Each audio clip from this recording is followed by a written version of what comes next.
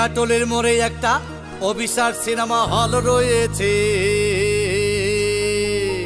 হলে নাকি আর কন্ডিশন রয়েছে। আরে হলে নাকি আর কন্ডিশন রয়েছে, আরে টিকাটলের মোড়ে একটা হল রয়েছে, হলে নাকি আর কন্ডিশন রয়েছে।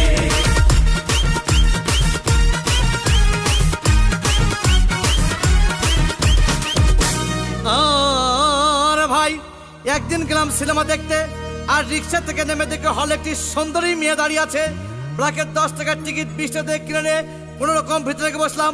হঠাৎ দেখি পাশে চেয়ারে সেই মেয়েটি আমার পাশেই বসেছে।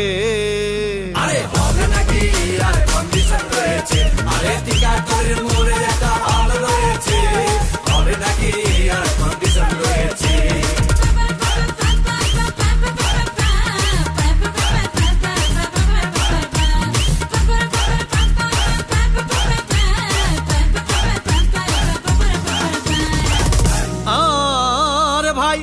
সিনেমা আরম্ভ হয়ে গেল।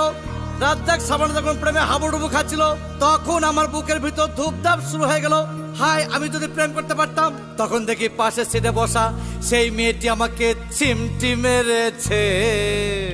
আরে হলে নাকি আর কন্ডিশন রয়েছে, আরে টিকাটলের মোড়ে একটা হল রয়েছে, হলে নাকি আর কন্ডিশন রয়েছে।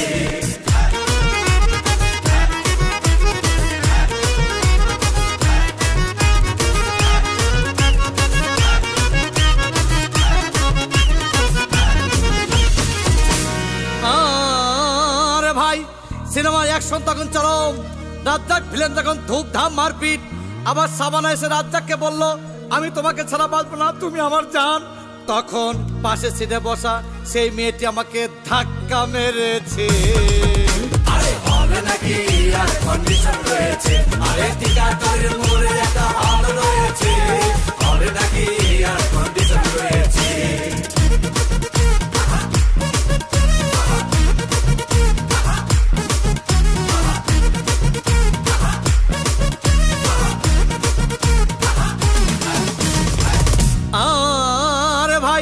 সিনেমা শেষ হয়ে গেল।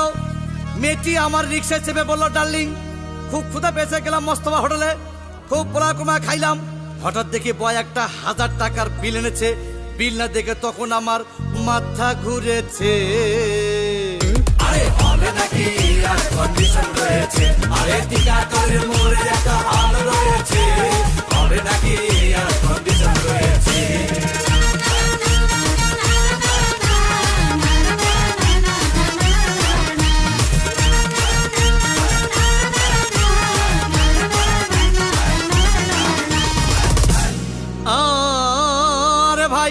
খাওয়া দাওয়া শেষ।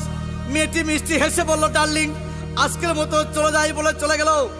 আমি বাড়ি এসে রিক্সা থেকে নেমে রিক্সা ভাড়া দিতে গিয়ে দেখি মেয়েটি আমার পকেট মেরে চলে গিয়েছে।